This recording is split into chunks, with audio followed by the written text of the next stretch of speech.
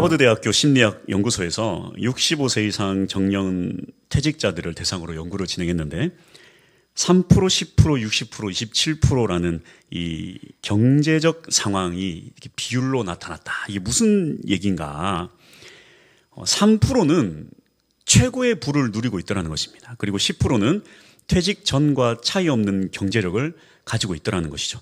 그리고 60%는 간신히 생활을 유지해 나가고 있었다. 그렇다면 27%는 자선단체 등의 도움을 받고 살아가고 있었다라는 것입니다. 그래서 이러한 차이가 왜 날까?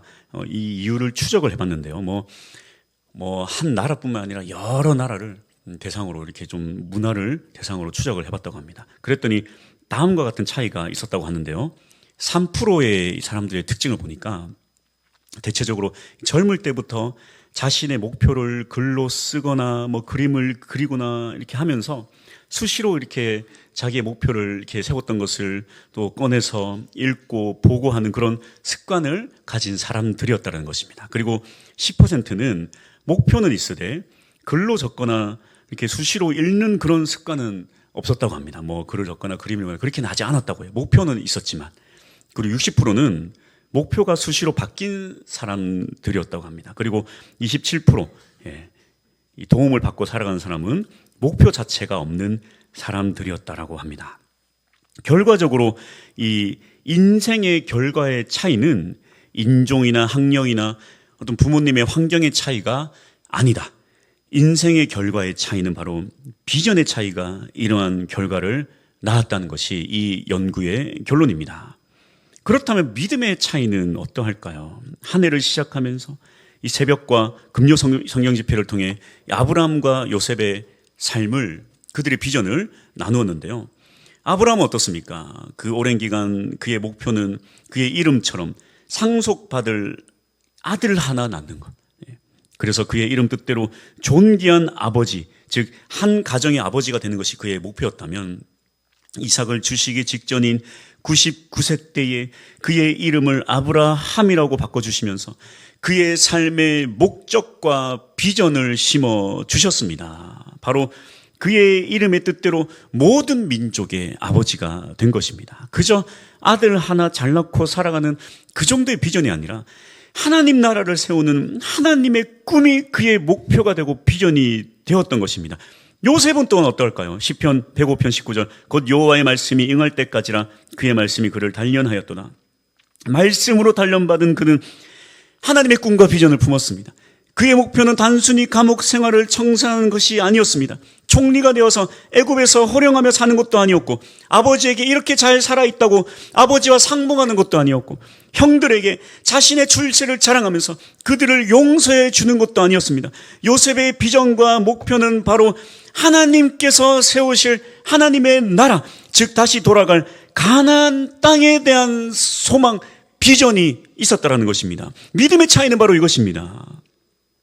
얼마나 믿음 생활을 잘 하는가, 얼마나 봉사를 많이 하는가, 얼마나 열심히 교회 나가는가. 물론 이 모든 것들이 다 중요합니다만 결코 이런 것들이 이 믿음의 대단한 차이를 만들어내지는 못합니다.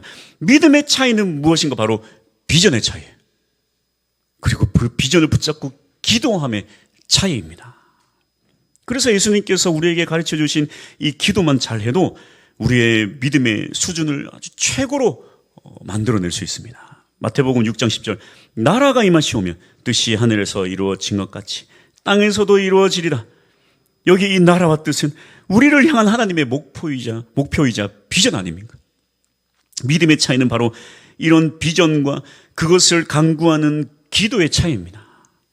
오늘 우리의 믿음의 수준은 어떠한지 한번 살펴봤으면 좋겠습니다. 주기도문에서 이 하나님의 비전을 구하는 앞부분을 생각한다면 어떻게 될까요? 그저 우리에게 오늘 일용할 양식을 주옵소서. 하루하루 입에 불칠하길 바쁘는 그런 목적 없는 신앙생활을 하게 된다는 것입니다. 반드시 그래서 기억해야 돼요. 하나님의 비전인 이 그의 나라와 뜻을 구하지 않은 채, 그것을 꿈꾸지 않은 채 그저 오늘 우리에게 일용할 양식을 달라 기도한다면 우리의 신앙은 아무런 전진이 없습니다. 그래서 오늘 우리에게 주신 이 일용할 양식을 감사하며 기뻐하며 살아가기 위해선 반드시 그의 나라와 뜻을 구하며 하나님의 비전을 소유하며 살아야 됩니다. 할렐루야. 자, 아브라함에게도 하나님 비전을 부어주시고 요셉에게도 꿈을 주셨는데, 그렇다면 하나님 우리에게는 어떻게 하실까요? 중요한 사실 여기 있습니다. 하나님은 이미 우리에게 그들과 비교할 수 없는 놀라운 하나님의 꿈과 비전을 다 부어주셨어요. 어디 있냐고요? 바로 예수 그리스도가 하나님의 비전이자 꿈 아닙니까? 예수 그리스도를 우리에게 주셨어요. 바로 그들에게 감추셨던 성경 말씀, 예수 그리스도를 나타낸 성경 말씀이 하나님의 뜻 아닙니까? 그거 다 우리에게 주셨어요. 그래서 히브리서는 이렇게 말합니다. 히브리서 11장 39절에서 40절. 이 사람들은 다 믿음으로 말미암아 증거를 받았으나 약속된 것을 받지 못하였으니 이는 하나님이 우리를 위하여 더 좋은 것을 예비하셨은즉 우리가 아니면 그들로 온전함을 이루지 못하게 하려 하심이라.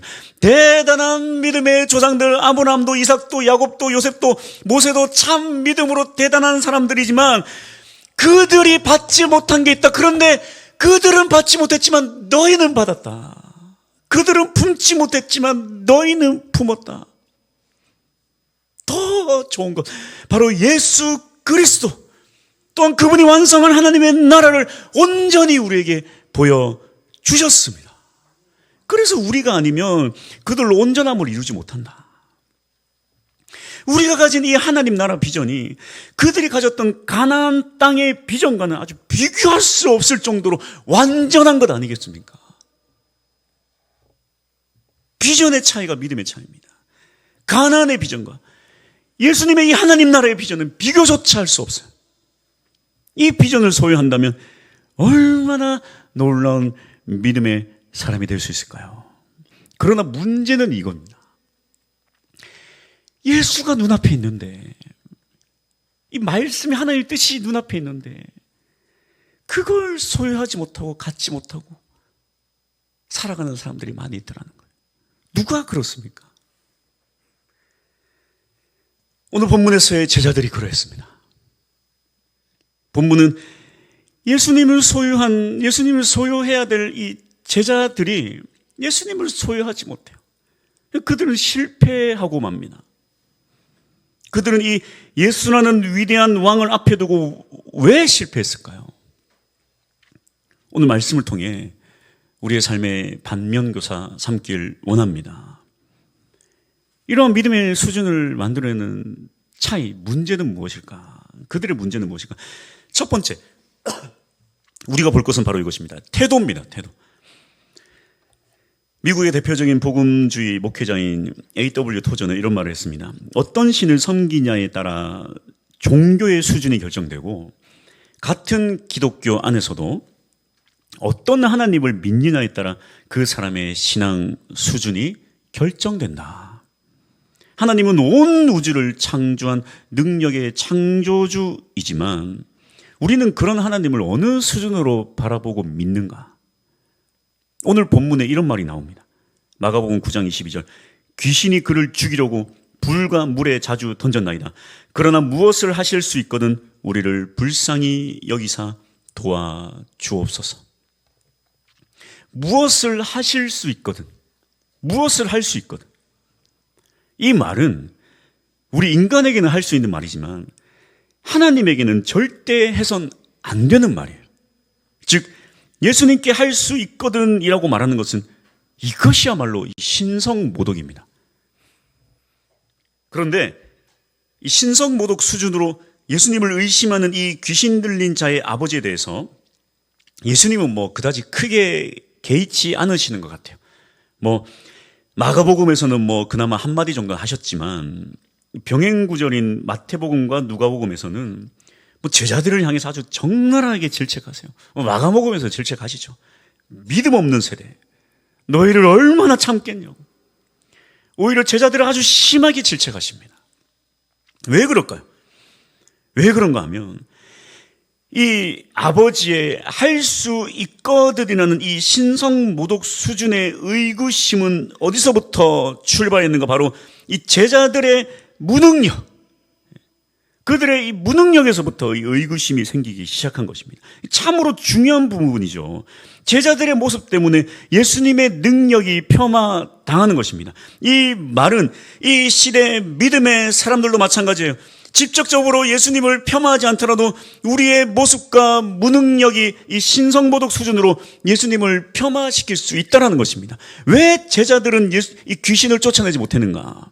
오늘 본문인 이 마가복음에서는 기도 때문이다 말씀하시지만 이 말씀만으로는 좀 힌트를 찾아내기 어렵기 때문에 이 병행구절인 마태복음을 한번 찾아보면, 마태복음은 오늘의 이 실패에 대해서 이렇게 말씀합니다. 마태복음 17장 20절, 이르시되 너희 믿음이 작은 까닭이라. 어느 정도로 믿음이 작은가? 아주 겨자씨만한 믿음이 있더라도 산도 옮길 텐데 그 정도 믿음도 없다. 그 정도 믿음도 없다. 그 정도 믿음도 없다. 그들의 믿음 없음을 이렇게 표현하세요. 17절, 예수께서 대답하여 이르시되 믿음이 없고 패역한 세대요. 패역하다. 패역하다는 말은 왜곡되고 잘못된 것을 말합니다. 삐뚤어지고 왜곡되고 잘못된 것. 바울이 거짓 선지자들을 향해 패역했다. 잘못됐다라는 거예요. 제자들의 믿음이 지금 믿음이 없는 수준이 아니라 지금 잘못되고 삐뚤어지고 지금 엉망진창이에요. 이것은 비단 제자들뿐만 아니라 이 시대 교회와 성도를 향한 예수님의 질책이기도 합니다. 왜 교회는 세상을 변화시키지 못하는가?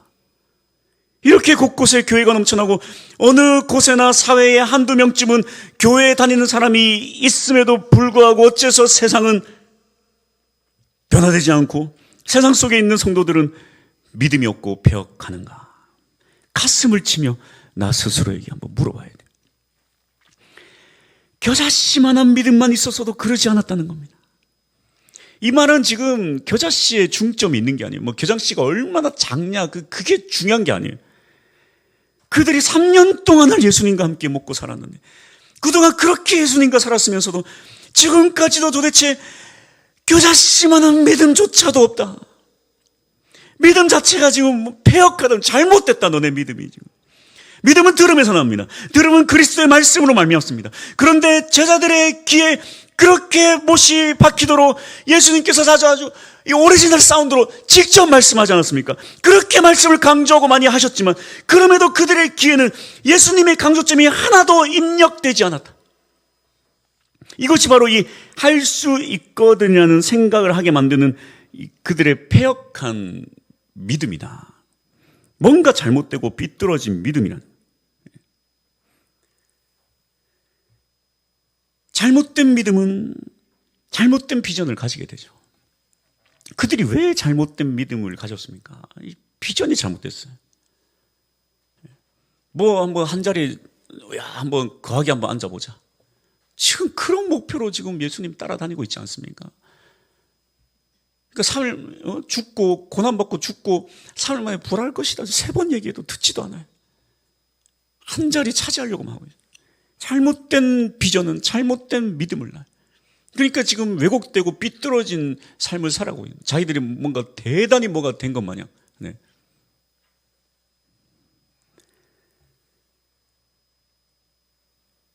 그렇다면 이들의 이 잘못된 믿음을 해결할 수 있는 방법은 무엇일까요? 해결책은 무엇인가? 오늘 우리가 다시 한 번 더 살펴보는 이 믿음의 수준 두 번째, 이 잘못된 믿음을 해결할 수 있는 해결책은 바로 기도입니다. 기도. 오늘 본문 말씀은 마태복음과 마가복음과 누가복음까지 세 복음서에 모두 적혀 있지만 이 해결책 결론은 조금 다릅니다. 여러분, 성경에서 복음서가 다른 이유는 마가복음이 제일 먼저 쓰여졌죠. 그리고 그 다음에 이제 마태복음과 누가복음은 좀 비슷한 연도에 쓰여졌는데, 이렇게 마가복음을 참고해서 예수님의 일대기를 적는데 다 목적이 있는 거예요. 이게 무슨 만들거나 그런 게 아니라, 오늘도 제가 이런저런 말을 한다면 누군가에는 중점을 여기에 둘 것이고 누군가는 중점을 여기에 두는 거예요. 예수님께서 이 말도 하시고 저 말도 하시면 마태는 여기에 중점을 두고 마가는 여기에 중점을 두는 거예요. 그래서 마태복음의 접근 방식은 뭐냐면 그들의 믿음 없음에 중점을 두고 있다면 마가복음의 접근 방식은 이제 그렇다면 이 믿음 없음의 문제의 해결책은 무엇인가? 이것이 바로 중점입니다. 자, 그렇다면 오늘 마가복음에서는 믿음 없는 그들이 기도하면 된다. 기도하면 믿음이 좋아진다. 과연 그럴까요? 기도하면 믿음 좋아집니까? 정답은 그렇다. 말씀을 제대로 듣고 믿음이 생기려면 기도가 필요합니다. 그런데 그냥 기도가 아니에요. 이 마태복음의 이 병행구절 이 17장을 보면 21절은 없음이라고 되어 있는데요. 어떤 사본에는 이 없음이라는 내용이 뭐가 되어 있냐면 기도와 금식이 아니면 이런 유가 나가지 아니하느니라 라고 되어 있습니다. 이 금식이 추가된 거예요. 금식은 무엇입니까? 예수님께서 강조하는 금식은 외식하는 금식을 얘기하는 게 아니라 나를 강하게 부인하고 주님께 간절히 엎드릴 때 하는 게 금식이라는 거예요. 자신을 오롯이 내려놓고 납작 엎드리는 것이 금식이라는 것입니다. 다시 말해서 금식은 무엇인가? 자기를 온전히 완전히 부인하는 거예요. 간절하게 주님께 매달리는 겁니다. 귀신을 내어 쫓으려면 이러한 간절한 기도가 필요하다는 겁니다. 자신을 부인하는 간절한 기도. 자, 그렇다면 그 간절한 기도에, 자기를 부인하는 기도에 가장 근접한 기도의 예는 무엇인가, 어디에 있는가? 본문에 그런 기도가 있습니다. 마가복음 9장 24절. 곧 그 아이의 아버지가 소리를 질러 이르되 내가 믿나이다. 나의 믿음 없는 것을 도와주소서. 기도의 핵심은 자기 부정입니다. 믿음의 기도는 자기를 부정하고 예수님께서 하실 일을 우리가 바라보는 것입니다. 결국 예수의 능력을 의지하고 예수님께서 이 일을 하실 것을 믿으며 나아가는 것입니다. 제자들의 기도의 실패의 이유가 뭡니까? 들떴어 지금. 야, 예수님 한절에 하면 우리도 한절에 하고 우리가 누군지 알아? 그러니까 그들이 어떻게 하는지 아세요? 마가복음 9장 16절. 예수께서 물으시되 너희가 무엇을 그들과 변론하느냐? 이 변론의 원어를 보면요, 논쟁하고 다투다 그러는 겁니다. 말싸움하고 지금 난리가 난 거예요. 내가 누군지 알아? 끝장났어. 너네 예수님 딱 저 자리에 올라서기만 해봐. 너네 끝장났어. 어디 말이야 하면서 지금 싸우고 앉아요. 내가 말이야 그러고 있다. 내가 말이야. 왜 귀신을 쫓아내지 못하냐? 기도를 한다는 것이 고작 내가 말이야 하고 있는, 내가 말이야. 여러분, 우리가 제대로 된 자기를 부정하며 온전히 주님을 의지하는 그런 기도를 하지 않고 그런 기도를 하지 않는 사람이 하게 되는 가장 큰 실수가 뭡니까? 소리치는 거, 소리치는 거. 내가 말이야. 기도할수록 여러분 소리 지를 게 어디 있어요? 주님이 하시는데. 내가 하려고 하니까 소리치는 거야. 내가 누군데 말이야. 내가 어떤 사람인데. 기도할수록 내가 소리칠 건 아무것도 없지만 기도가 사라질수록 소리쳐요. 내가 어떤 사람인지 보여주는, 내가 말이 어떤 사람인지. 하나님을 의지하는 척 기도하지만 내 능력을 더 기댈 수밖에 없는 것입니다. 그래서 기도의 수준을 바꿔야 됩니다. 기도의 수준이라고 해서 무슨 돌을 닦으라는 게 아니에요.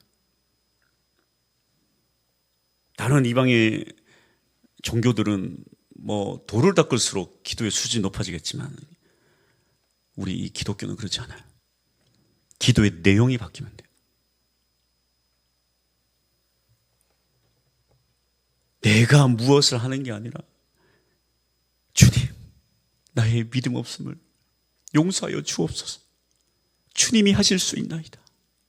주님이 하실 수 있나이다. 하나님의 능력을 간구하는 것입니다. 할렐루야. 기도의 내용이 바뀌어져야 됩니다. 하나님의 눈, 그분이 우리를 향하신 위대한 계획, 우리를 이끌어 가실 그 놀라운 비전, 주님의 꿈, 주님의 계획, 주님을 믿습니다. 나는 여전히 믿음 없지만 내게 믿음 없는 것을 도우소서. 할렐루야. 그분이 하실 것입니다. 결론입니다. 진짜 믿음의 고수는 어떤 사람인가? 하나님의 나라와 그의 뜻을 위해 기도하는 사람입니다. 그래서 그의 뜻 안에 있으면 능치 못함 없음을 믿고 기도하고 또 기도하는 자예요. 하나님의 비전을 가진 자, 그리고 그것을 위해 기도하는 자, 바로 믿음의 고수입니다. 여러분, 이 비전은 확률 게임이 아니에요. 될까 안 될까 계산해보고 몇 퍼센트 확률을 가지고 주님 앞에 기도하는 게 그게 비전이 아닙니다. 하나님께서 반드시 성취시킨다는 확신이 바로 비전입니다. 그래서 주님 앞에 더욱더 그 뜻을 간구하며 기도하게 되고 확신하며 살아가게 돼요. 우리 모두가 믿음의 고수가 되길 축복합니다. 탁구를 치면 이 사람이 고수인지 중수인지 하수인지 얼마나 쳐봐야 알 수 있을까요? 서브 한번 탁 치면 압니다. 이게요, 아주 고수는요, 탁구공 가벼운 조그만 탁구공이 아주 스핀 한번 탁 돌면서 들어오면요, 한 10톤의 무게로 나한테 달려오는 것 같아요. 받아낼 재간이 없어요. 요리 튕기고 저리 튕기고 이 체에서 이 묵직한 아주 파워가요, 감당해낼 재간이 없습니다. 몇 번 해볼 필요가 없어요. 비슷한 수준이야 핑퐁을 몇 번 해봐야 되지만 딱 이 고수와 하수는요, 한 번 서브 탁 하면 이거는 재간이 없습니다. 게임이 안 돼요, 게임이. 그래서 이 고수와 하수의 비슷한 점이 있는데요. 그게 뭐냐면, 자기 홈그라운드가 아니라 좀 이렇게 낯선 곳에 가잖아요. 낯선 곳에 가면 고수와 하수의 비슷한 점은 함부로 채를 잡고 탁구로 치지 않는다는 거예요. 왜? 하수는 자신의 실력이 들통날까봐 함부로 나서서 막 하지 않아요. 아이고, 나는 잘 못 치는데, 또 이 제아의 고수는 어떻게 하는지 아십니까? 함부로 나서지 않아요. 왜? 괜히 나섰다가 놀아줘야 돼. 이렇게 놀아줘야 돼. 그냥 하면서 이렇게 쳐다봅니다. 그러다 여기 좀 해볼만 하네 하면 그때 몸을 풀지. 야, 이거 아니다 싶으면 여러분 몸도 안 풀어요. 아이고 잘들 하시네, 열심히 하세요, 나가요. 놀아줘요. 괜히 몸 풀었다. 고수나 하수나 함부로 나서지 않아요.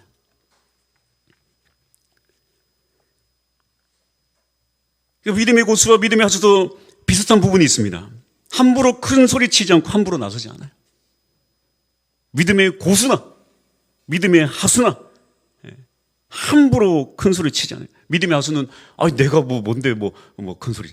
믿음의 고수도 큰 소리 치지 않아요. 그러나 이 고수와 하수의 수준을 결정짓는 가장 큰 잣대는 무엇인지 아십니까? 그건 바로 기도입니다. 기도예요, 기도. 그가 품은 비전, 그리고 그 비전을 향한 그의 기도로 보면 알아요. 우리 모두가 믿음의 고수가 되길 축복합니다. 제가 한번 이런 상상을 해봅니다. 저는 믿음의 고수인가 하수인가? 여러분은 믿음의 고수인가 하수인가? 만약 우리 교회 성도님들이 다른 교회 속으로 한번 들어가서 한번 믿음 생활을 해본다면, 그 다른 교회 괜찮은 교회들과 한번 딱 비교해서 한번 하나님 부어주신 더 큰 비전으로 우리가 나아가고 있는가? 더 믿음으로 아주 기도하며 아주 기도의 능력자들이 될 수 있는가? 좀 믿음으로 당당하게 기도하면 기도 안에서 당당할 수 있을까? 아니면 주눅들까? 그렇다면 반대로 우리가 가는 것이 아니라 우리 교회가 막 부흥을 해요. 부흥을 합니다. 20명, 30명, 100명 막 몰려와요. 그렇다면 우리가 이 믿음 안에서 당당하게 리더십을 발휘하며 그들을 돌아보고 믿음으로 이끌고 책임 있게 잘 감당할 수 있을까? 비전을 막 제시하며 기도로 이끌어낼 수 있을까? 아니면 오히려 그 믿음에 더 주눅들고 압도당할까? 저는 누가 되었든 배울 점은 배워야 된다고 생각하는 사람입니다. 그래서 아주 사역하면서 원수였던 목사님도 지금은 친하게 잘 지냅니다. 제가 우리 교회 제가 오기 전에 이렇게 떠나신 장로님 계시지 않습니까? 뭐 누구는 그 장로님 그립다 그러고, 뭐 누구는 뭐 그때가 좋았다고 뭐 그런 얘기도 하고, 그래서 제가 한번 찾아가 봤어요. 어떤 분인가. 안경 하나 맞추면서 1시간 남짓 대화를 좀 했습니다. 1시간 정도 대화를 하는데 그중에 30분을 장로님이 비전 얘기를 하더라고요.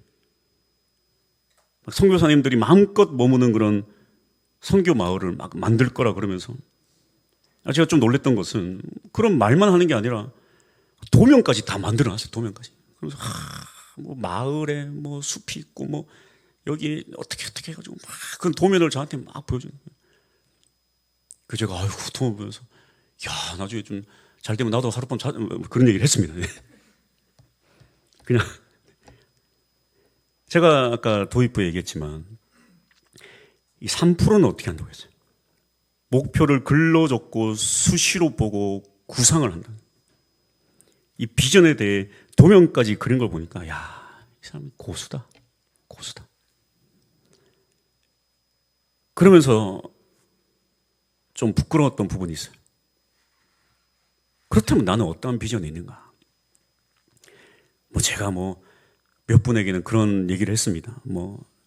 좀 우리 마산에 젊은이들이 막 자랑할 만한, 여러분 한때 한참 분당에 우리 교회가 막 성장할 때는요, 분당 사람들은, 분당 기독교인들은 분당에 우리 교회가 있는 것만으로도 막 자랑스러워했어요. 세해된 교회 막 그럴 때 세해된 교회는 목사님이 스스로 자기가 랜드마크라고 막 자랑하고 다니셨어요. 그러면서 제가 마산에 젊은이들이, 아니면 우리 성도님들이 자랑할 수 있는, 야, 그래도 우리 교회 뭐 크고 작고의 문제가 아니라 정말 우리 교회는 자랑할 만한 교회다라는 그런 랜드마크가 되는 게 좀 비전을 세웠으면 좋겠다. 그랬어요. 그래서 제가 이런저런 얘기를 했었습니다. 교회 옆에 아주 좀 카페 같은 건물을 지었으면 좋겠다. 이게 왜 중요하냐. 요즘 사람들은 그냥 와서 앉아있으면 불편해한다. 조금 내 돈 1,000원, 2,000원 지불하고 앉아있어요. 편하게 있으니까. 그런 카페 같은 건물의 1층은 한강 라면 끓이는 물 끓이는 라면 끓이는 기계 다 여러 대 놔둬서, 야, 저희 가면 3,000원이지 우리는 1,000원이야. 애들 그냥 와가지고 끓여 먹고, 음료수, 야, 그냥 2,000원이지 우리는 500원이야. 500원 막 먹고, 아이들 1층에서 막 뛰어놀고 라면 끓여 먹고. 근데 또 2층은 아주 베이커리 카페로 조용하게 차분하게 좀 커피 한 잔 마시면서 대화 나눌 수 있는. 그 3층은 카공족, 카페 공부족. 요즘 카페도 공부하면 쫓겨나는데 우리는 쫓아내지 않습니다. 하루 종일 공부하죠. 공부할 수 있게 음악 틀고, 잔잔하게. 그런 랜드마크가 돼야지. 막 그런 얘기를 좀 한 적이 있어요. 그런데 생각해보니까 그것뿐인가? 그렇다면 하나님 나라와 그의 뜻과 선교를 위한 더 큰 비전과 꿈은 어디 있는가?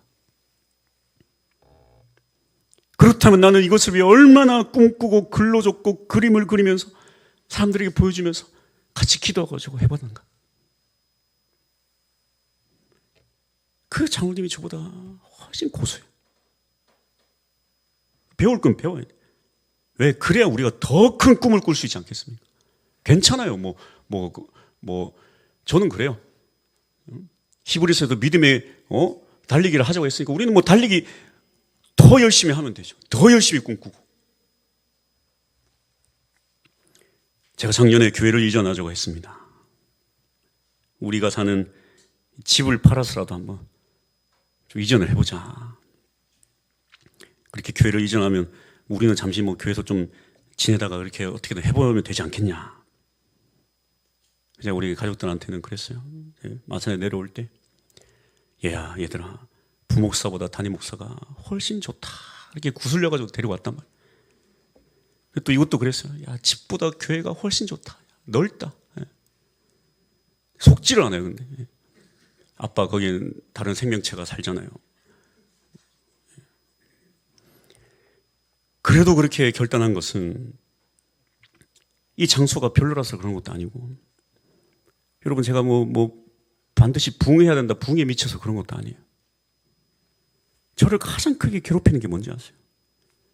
비전이 보이지 않는다는 거예요. 비전을 꿈꾸지 않는다는 거예요. 그리고 기도하지 않는다는 거예요. 그래서 확신 없는 신앙생활을 한다는 겁니다. 저를 포함해서.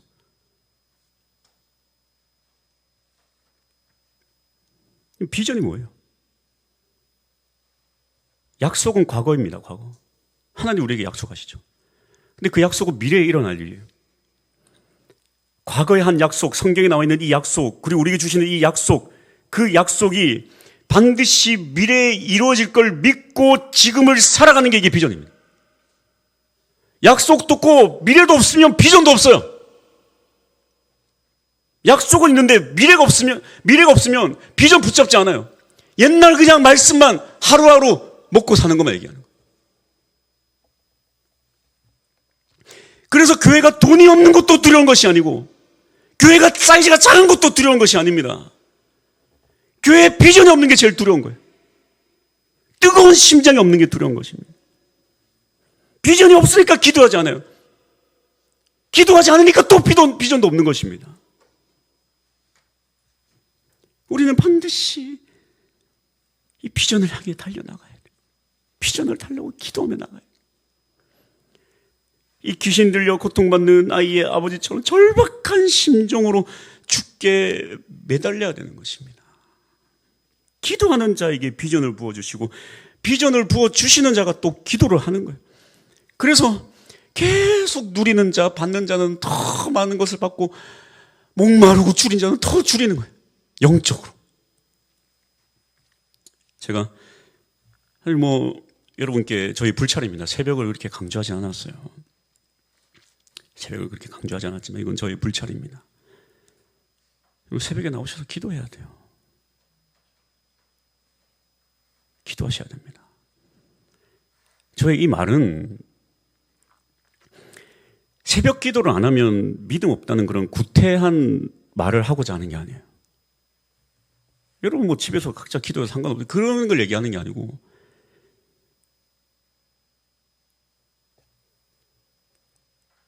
작년에 이렇게 교회를 한 번도 다니시지 않다가 교회에 이렇게 등록하신 분이 계시지 않습니까? 그분이 새벽을 하루도 안 빠지고 나오세요.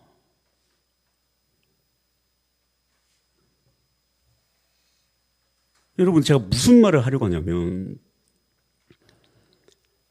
교회에 어떤 예배가 있는데 그 예배에 세 가족만 나와서 기도한다면 이건 잘못됐다는 거예요.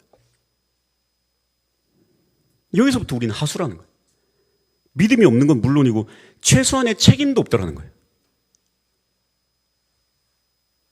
매일 못 나오면 어떻게든 이거는 여러분끼리 다 모여가지고 순번을 정해서라도 이거는 해야 되는 거예요. 홀로 둬서는 안 된다는 거예요.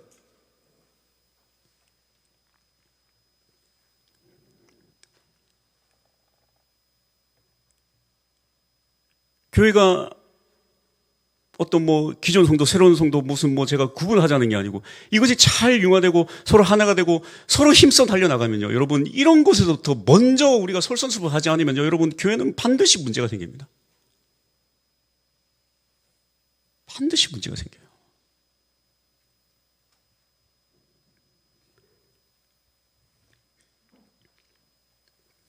누군가 함께 금철 마치거나 기도를 하고 있다면 여러분 함께 계속 기도해 주셔야 돼요. 집에 일찍 가는 게 우리의 인생 목표가 아니지 않습니까?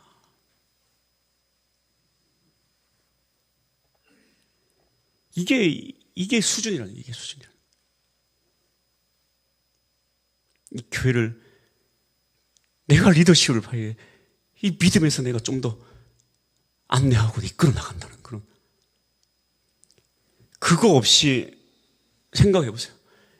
여기 있는다면 우리가 부흥하겠습니까? 100명 좀 감당할 수 있겠어요? 우리가 딴 데로 간다고 쳐봅시다. 감당하겠습니까?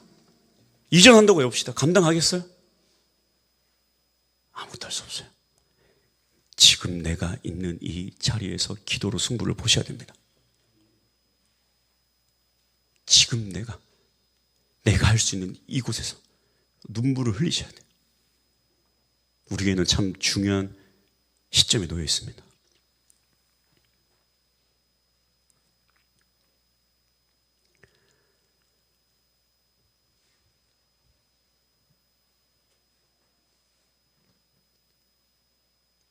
이 중요한 순간에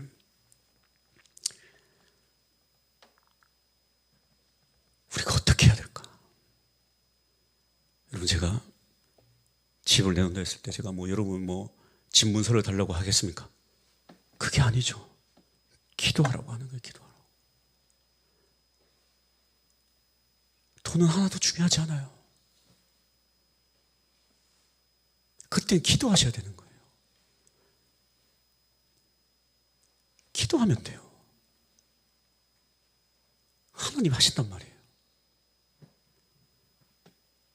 근데 기도하지 않으면 하나님 하실 일도 못 하세요. 믿음이 없는데 무엇을 합니까? 우리 학생들이 이제 수련회 갑니다. 여러분 기도하셔야 돼요. 뭐 난 집에서 하고 그런 얘기 하지 마세요. 그걸 리더십에 전혀 리더의 어떤 자격이 없는 그런 얘기입니다. 그래서 기도하셔야 돼요. 거기서부터 출발하는 거예요. 거기서부터. 하나님께서 주시는 놀라운 꿈도 비전도 하나님께서 행하실 일들도 우리를 통하여 하나님 놀라운 역사를 일으키는 것도 다 무릎에서 나옵니다. 무릎에서. 그것만 하면 나머지는 다 그냥 돼요. 다. 할렐루야. 찬양합시다.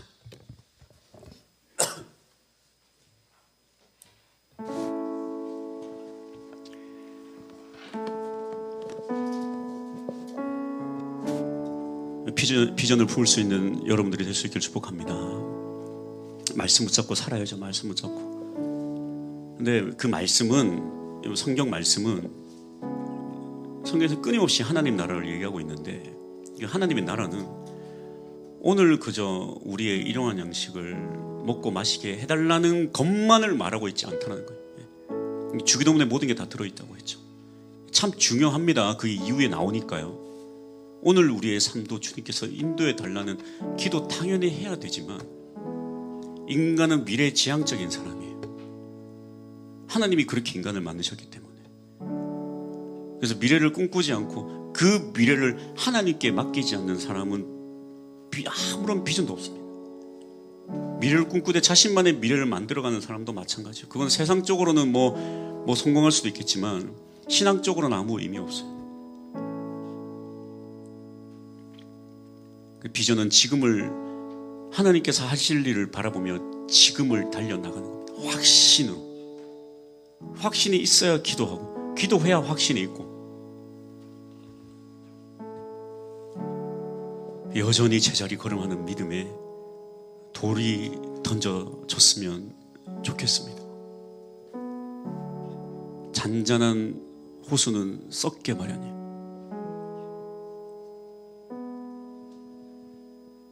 돌이 던져지고 위기 가운데 눈물을 흘리고, 그것이 사실 나를 위한 축복이고 우리 가정을 위한 축복입니다. 반드시 여러분들은 하나님의 축복을 받으셔야 돼요. 그러기 위해서 주님 앞에 달려나갑시다. 찬양합시다.